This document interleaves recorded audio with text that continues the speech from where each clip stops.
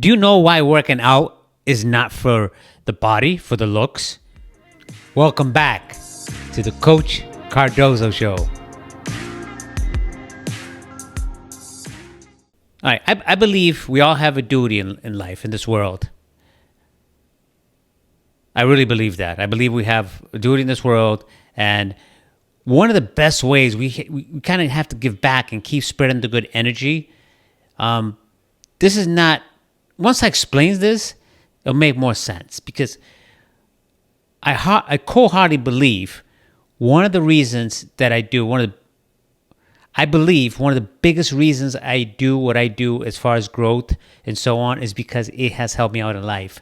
So I have set my goal path to be intentional. Growth is intentional. It's not going to happen by accident. I think we established that, and we know that. We pretend not to, but we know that growth is intentional, and it's a choice. So I'm not going to baby everyone and just, let me give their excuses for them. No. We have to take care of ourselves. That's one of the biggest reasons I work out. That's why I do the morning routine. That's why I work out. And you guess what? That's why I read and do all that. Guess what? It's not for me. It's for the people that I come across daily. They do not need to have somebody moping around them.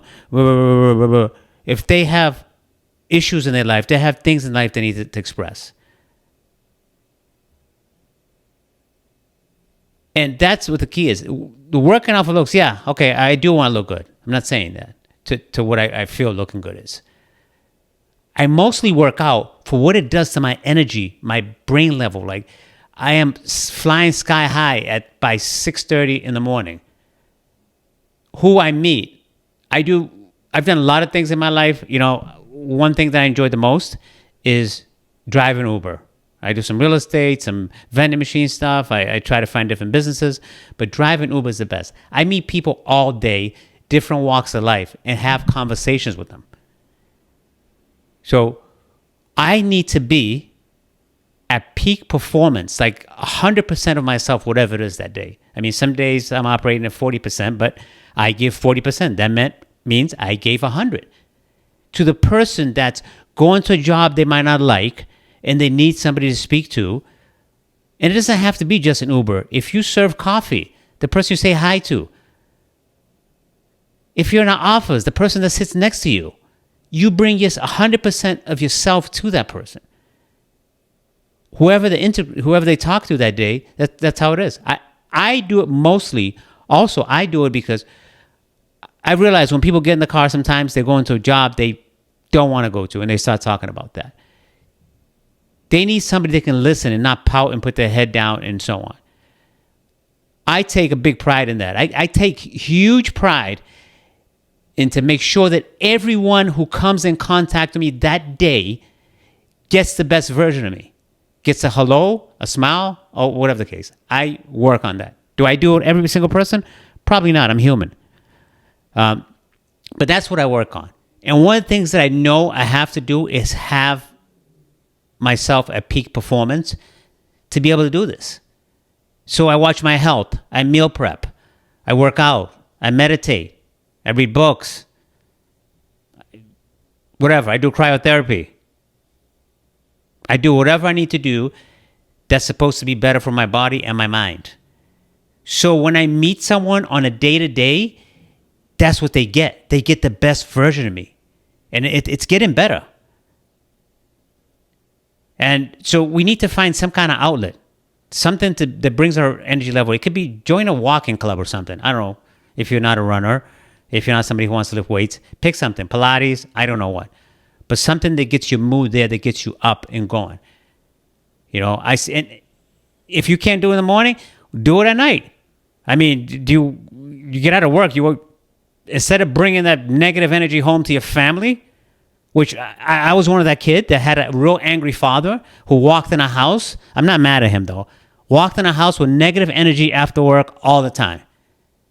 That's what I dealt with as a kid. So a lot of these things that I talk about, they have deeper reasons. They're not because I want to get on camera and run my mouth, but I do think I like to run my mouth. But anyways, That's not the reason why I do it.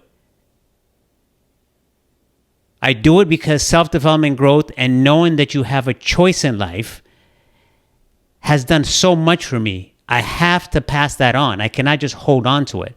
And I'm learning more and more. I mean, I'm just signed up for John Maxwell's certificate program on leadership, growth coaching, and public speaking, and whatever else will make me better at what I do. And why? Another reason I do these videos is to let myself know and let everyone know the accountability. I'm not turning back. I'm already heading in a direction. I'm not going back to the video that worked 9 to 5, Monday through Friday, weekends, sold some properties, whatever, bought stuff, sell stuff, and party away the weekend. And party the way the weekend and be miserable on Monday morning going back to the job. I'm not doing that. That choice already made. And I'll say it, and hopefully I get like 10,000 likes so everybody can hear this. I'll say it again. I am not going back to that life that I used to live. Well, I'm not saying that people shouldn't do it. If they want to work Monday through Friday and blow off steam on the weekend, that's their prerogative. I'm saying I'm not going back to that because as the person that I am now and getting better and better, I have more value to give to the world. And I feel it in my core that I do. So when I speak to people, I believe that I'm helping them. I believe that my story about an angry father going home who doesn't know that the negative energy, he was going through a lot, I get it, that the negative energy affects your kids in your household. No one told him that. So I'm telling you. And the only way I can be able to do this and let you guys know this is for me to be an example, operating at 100%, or what I think is 100%. I don't know what I'm operating at. There's a lot of things. I mean, we always want to point the fingers. Like not no one. I was that guy. Trust me. I was that guy who went to work. I was like George from Seinfeld. I did at least as possible that I could do through the day to make the most money, to do the least work, and go home.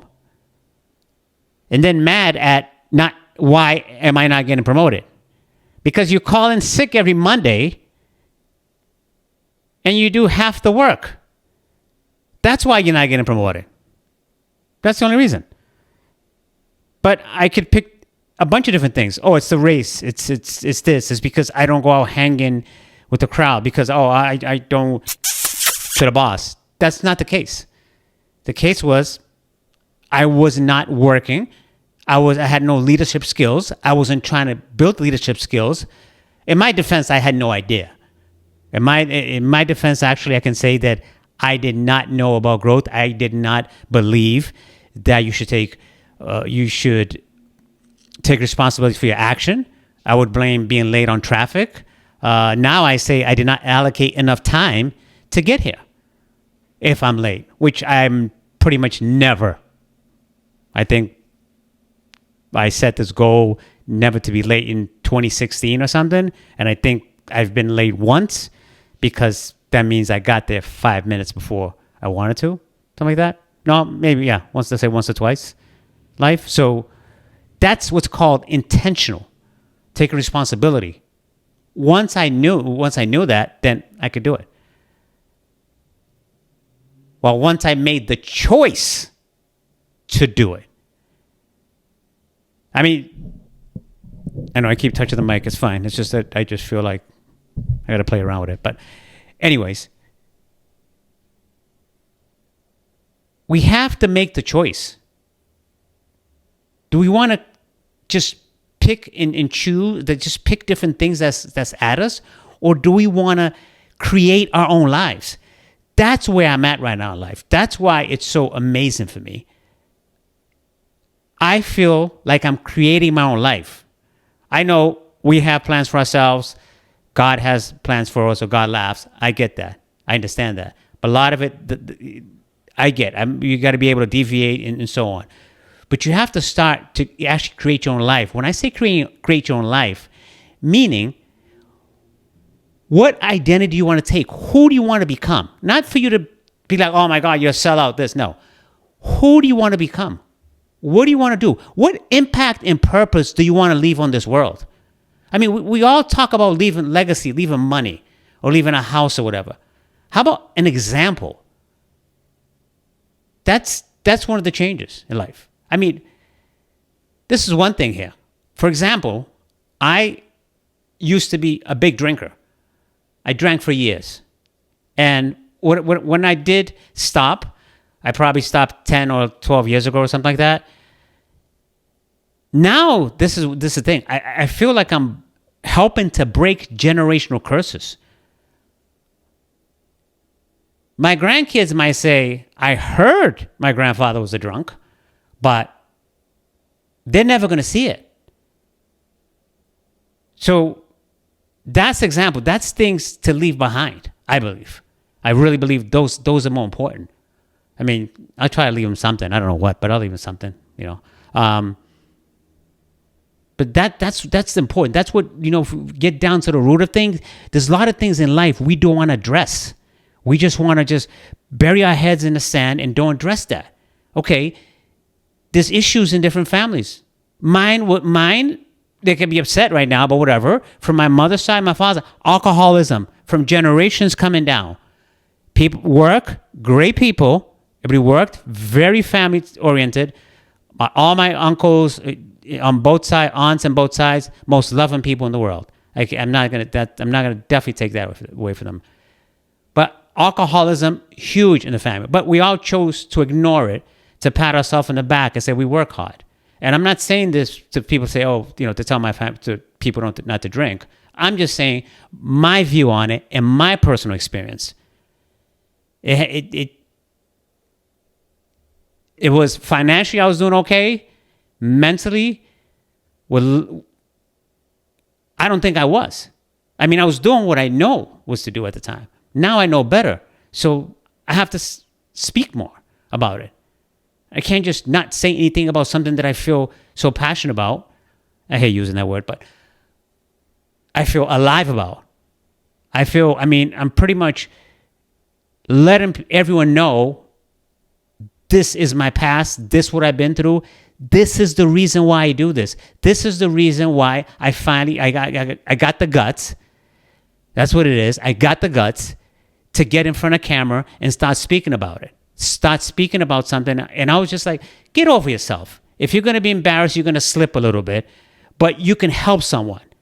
There's a chance you're helping someone, but you're too afraid. You just want to sit there and run your mouth when somebody's not really paying attention to what you're saying. But when you get a chance, you know, when you want to make a choice to set a platform to help people, there's a lot of things that goes on, and you know, on social media and podcasts and whatever the case is, that people talk about as bad. I feel like the Coach Cardozo show is an awesome addition to what we have in social media. I mean, most of the people that I know that I connect with now and in the past are not spending their money to go to growth conferences and hearing different motivational speakers, different coaches, different people speak. Most people are not reading self-development books and self-help books. They probably just don't know. So what I'm going to do, I'll pay the money. I'll go to the conference. I will shake hands and deal with the people. And instead of paying for cruises, I'll pay for the conferences. That's what I feel. And I'll come back and give it to you guys, every piece that I can. How about that? And with social media this day, it's free. Pretty much, you might pay for the internet and your phone, but this coming to you is free. Actually, I think it's super free because I really believe that what I'm saying is valuable. I'm not saying please hit the like button, please share, because it helps me. If you value what I'm saying, please share. That's my biggest point. And we all, see, this is the thing. We always ask people, oh, why is so-and-so so motivated? See, this is the thing I learned. Why is he so motivated to work out? Why is he so motivated to work so much? Why is he so motivated? He goes to all this kid's games. You know, why is he so motivated to, how come he's a nice person, tells his kid he loves him, and so on? It's not that. It's just they made a choice. They've made a commitment. You don't always feel like doing that. Sometimes I don't even feel like saying hello to people. But I know things that I need to do for myself to have me vibrating at that frequency, which I say hello to people. And just by looking at them, they know I'm saying hello. So, or go visit a family or whatever it is you want to do. It's not stuff that you decide that, okay, he's so motivated. How about going to the gym? How about go to work out? Everybody's like, oh, how are you so motivated? I'm not motivated all the time. You kidding me? I go two weeks, I don't want to go work out. But I know, like the people I work out with tell me, this is what we do.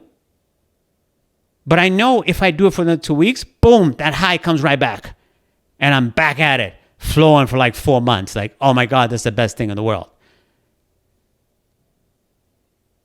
But if I just sit back, every time my alarm goes off and I hit the snooze or turn it off because I don't feel like it, woohoo, poor me, you don't feel like it.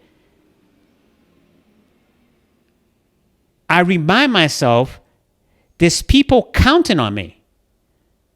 There's people watching me and asking, is he doing what he's supposed to be doing or what he preaches he's doing? When I don't want to do my morning routines and start with the cold shower, that's what I remember. That's what I tell myself. Hold on a second. You run your mouth about you doing this, you're doing that. Do you want to be a fraud? Or do you want to actually do what you say you do? A choice. I get it. I know. I'm not perfect either. I know that. I'm not saying I am. I'm just relating how the growth and self-development, what it is. So what I'm doing right now is what was done to me. It was put in my face. You have a choice. You have a choice. Pick it. Get out of bed on time or stay in bed.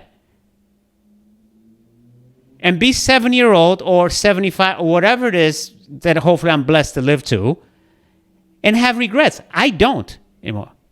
I'd rather start the Coach Cardozo show and it's a big laugh and joke and people just joke and laugh about it than 5 years from now me going, man, I should have really started that podcast. Yeah, I should have really, it's much easier then to do a podcast. Right now, there's so much competition, this and that, and videos. Oh my God, everybody's doing content. No. I don't live with regrets. I do have regrets from the past, which I just move on from. It's always coming back. Trust me, it's in my head all the time, a lot of time. But what I told myself a few years ago, no regrets. If I want to go skydiving, I'm going skydiving. If that's something I really want to try. And I think I did say that that's one of the things on episode 1. I think I promised Natalie and Angelo that I'll skydive. So as long as they're going to skydive, I'm there. I'm not going to live with the regret of not doing it. More, and now I'm thinking, what else can I do? I'm like you. I want to do everything that's super uncomfortable. I want to be uncomfortable all the time. I will get you to go skydiving. I will get you to go skydiving. Yeah, she wants me to go skydiving. I haven't had courage for that yet. Wait, it might be the 3 of us. Oh yeah, you coming? Might be. See, now we got a team. Yeah. I've already talked to other people that are in. So that's just an example I'm giving. What else is it? Are you really happy at where you are? Are you really happy pointing the fingers that it's the government, is this, is that? Okay, the government's going to be there. The government, you could try to change it or whatever you want to do. But if your head's not right, if what you're doing, you don't feel like you got a sense of purpose in what you do, if you don't feel like you have a sense of purpose when you get up in the morning or when you put your head down your pillow, I'm doing this talk at nighttime. So the problem is I'm so amped up right now that there's no way I'm going to sleep. That's the bad part about it. When you feel like you're doing something that has value, you don't become a big sleeper when that happens. So as I talk about that, do you have a purpose? Ask yourself that question. You decide what you want to do in your life. I mean, in a lot of things, it's timing. It came to me at a time that I really needed it. I mean, I when I talked about how I thought I had arrived, all right? The hood millionaire, if you come from any neighborhood that's, let's say, low income, the thing you shoot for is 100,000. 100,000 a year, six figures. Somehow you think that's a lot of money and whatever it is. I went right by that. I started buying property. I started this. Money was coming in. It was beautiful. I made it because my limited beliefs at the time, what I know, that you have a few income properties, you have your car, you can go out to have 30 dinners or whatever and drink wine at 12 o'clock in the afternoon because, you're speaking to a client. You took a client out to lunch. Whatever lie you got to tell yourself to, do what you need to do. But, and everything was going beautiful. I mean, some people remember that. Then we come to everything, the rug gets pulled from under me. Well, from a lot of people, subprime lending. Money goes out the window. I was in a huge pity party. Big pity party about poor me. How can I be losing money? I went to college. I was told to go to college. I was told to work hard. I guess working hard for me was trying to make as much money and not really doing work and collecting some, income and from real estate, collecting some commission income and some, rental property income, whatever, and stock market. I think I was living good, right? When that happened, the rug got pulled from under me. And I went through a huge time. It was a pity party for me. I was having pity parties, because poor me. Poor me, I'd never been homeless. I'd never been without a car. I never missed a meal. I'm having a panic attack, or I wouldn't say it's a panic attack. I was having a crying moment for a couple years, having a pity party. Because I had to get rid of a couple of condos that I had, but I'm still with a 3-family. I'm still with a couple other condos, but I'm getting in the mental funk. And I was going downhill. I was going nowhere fast, like whoosh, flying downhill. And I believe I'll tell you exactly what happened. At the time, I was working New York Life. I was a financial planner. And I went to sell life insurance to someone, and they end up calling me. They didn't buy the life insurance. They were pretty good though. And then they're calling me and asking me, "Do you look other ways to make money?" And I say, "Yes." This is on us. They're calling me. At this point, I'm just like drinking all the time and just blowing more money just because I'm feeling like, okay, I'm entitled to doing it. So I went to this house Sunday morning or Sunday afternoon, and there's people talking there. It was basically a recruitment for multi-level marketing. At the time, I jumped right at it because I felt like I had no hope. If the reason why that ended up being the blessing in disguise for me losing money, because if somebody had asked me that 2 years ago, I would have said, "I'm all set. I know." What do you mean, this business? So I went to my first business convention. I believe it was 2010. And I was introduced to John Maxwell. I mean, he was speaking on stage. He didn't come down and go, "Hey, lady, how you doing?" No, that's not how it worked. He was on stage speaking. And that moment there just triggered something in my life that started to change everything. I mean, the seed was already planted. Don't get me wrong. I was so upset because they were talking about growth and self-development. I went to learn to make money. I'm like, "How do you make money?" And they're like, that's what I was. So I was upset about that. But they planted the seed to growth and self-development. That's the key in life. That's the key. I was worried about losing money. There were people on stage, people who say they've been bankrupt 5 times. But they keep their head strong that it doesn't even faze them. And mind you, I thought they were full of crap when they said that. Fast forward to today, that's me. That's me. As far as money goes, my family's healthy. I'm healthy. I'm doing what I'm supposed to be doing. I'm holding myself to the value integrity that I believe in. The rest, I could care less. 1 car, 2 car, no car, it doesn't matter.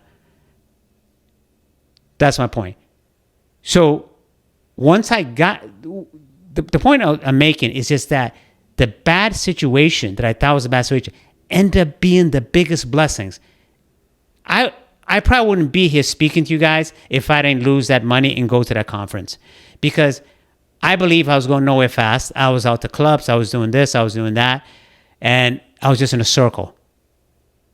And that kind of like, I was in a circle because that's all I believed there was to life. I didn't believe there was more to life. I was limited in believing that I had a chance to become anything more but somebody who buys a few real estate properties and buys a couple of cars here and there. And then that's it. That was life for me. I had it made. But being introduced to the growth and self-development, because I lost the money, huge blessing in disguise for me. Yes, I did pout and cry about losing money for a few years after that, and I did get it. But the point is, it planted the seed. It changed everything in my life. So years later, I realized this. I mean, in 2017 or 16, I was at the Tony Robbins conference because then I got the bug to go to conference, to self-development. But a lot of the things I really wasn't, really wasn't putting into practice. I would go to conferences, get hyped up, and come home. Tony Robbins had spoke. He was on stage, talk about life happens for you, not to you. And I was just like, I kind of didn't believe it at the time. Right now, where I'm standing now, I believe that 100%. I get a flat tire. I don't go crazy, why me? I'm like, maybe there's an accident up front that God's trying to get you away from or whatever. I don't even freak out about that. I will get out and I will call AAA because I can change tires, but I'm not doing it if I don't have to. But my point is, I don't get frazzled about it. I don't get time to pay rent or time to pay mortgage. I don't get frazzled about it. That's my point, because I believe the work that I've done on myself and that I know I'm going to continue to do is going to carry me. Not me freaking out because I didn't make enough money in rental this month and I have to pull money from here to pay the rent. How am I going to pay the mortgage? When the time comes, I'll take care of it. That's the confidence I have in myself. Because of the growth in self-development. Because what I have done, what I continue to do, and I'm not saying I've done anything. But my point is, from the person that I used to be to now, I mean, even if I want to go back to that same person, I can't anymore because I have different beliefs. I'm a different person. The belief's totally different than what I used to have. And as I keep doing it, the more and more I build confidence.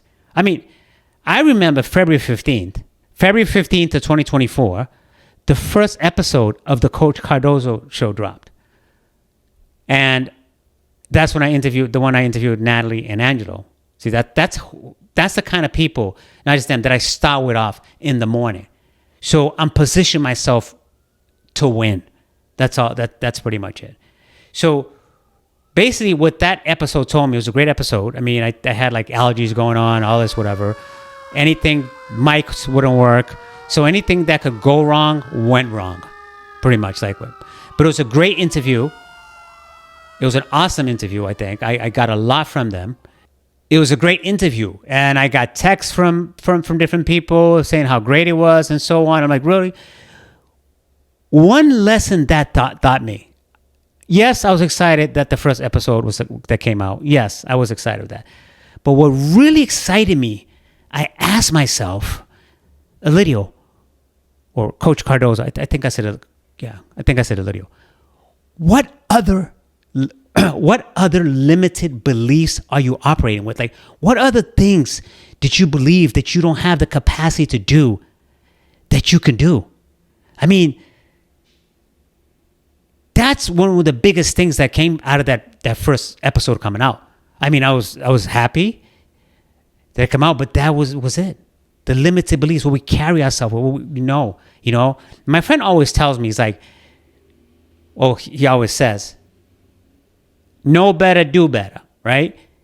So once I get the knowledge, so once you're watching and you listen, you get the knowledge, or you get it. I'm sorry, I'm not saying knowledge, but a taste of what it has done for me. You have a choice. Do I look more into that, or do I just blow it off like there's just another person that's babbling? That's a little running his mouth. He doesn't know what he's talking about. I mean, who who am I? I mean, I don't say a lot about myself because I don't want to come off like, hey, what are you crying about? You had a good life or whatever the case is. I'm a kid that I was born in Angola. My parents migrated to the U.S. when I was probably 4 years old or something like that. In a foreign country. We did have uncles and so on around. In a foreign country. Started going to school. No one, you can't get love from nowhere because you're not black, you're not white. I was actually classified. I didn't know what my race was because I was classified as an other. That was happening in the 70s. They would check off. You would check off white, black, and other. So I was an other. And I was going to South Boston at the time of Whitey Bulger days. Not right now. Whitey Bulger was the mobster, so it was ran differently. So it was inner city busing, and that's how I'd go to school. So hate would come from everywhere. The hate would come from there. My father worked also in Southie at a factory, so he'd have that hate. I mean, he would have that hate on him. So he'd bring home that negative energy to the house every day. He'd come in the door, negative energy, complain about the bosses, blue-collar worker. That's actually one of the biggest reasons I wanted to get into the white-collar world, because I figured that his bosses were mean to him because of the job he did.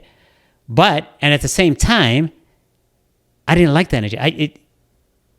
I guess I'm asking parents to please walk around the block, play with your dog, do something before you get home and lay all that negative energy on your kids. I can single-handedly say, now I can say it, I'm not mad at my father, but that affected my whole life. That affected because what I believed was that there was something wrong with me. Why would my father come home and be angry when he gets home if he's smiling before he gets in the door? That was my interpretation of it. I mean, I get it. When I was born, they did not hand my father a manual on how to take care of me. I get that, and the man went through a lot. Angola, we left Angola because there was a civil war at the time. I don't know if we consider refugees, probably not, but we end up in the U.S., and here I am. Now I'm running my mouth in front of the camera. I keep going back to that because that kind of really did a lot for my self-esteem growing up. A lot, believe, because I felt like something was wrong with me or wrong with the people in the household because my father would come home so angry. And I didn't have that household. I didn't have, when you see on TV, they're like, oh, Dad, you're home. That was not me. That wasn't the case. So I actually share this with the Uber passengers that's about to go home and they're angry all world talking about their bosses and so on. And you know what a lot of them tell me? Thank you for sharing that with me because I didn't even notice that I was doing it. But I think I said enough, and maybe not. I'll probably forget after I come off, but I'm sharing this. I'm going to share a lot more of my life and how I got here so we can all grow together. Because that's what we do here in the Coach Cardozo Show. We grow together as a community. Come grow with us.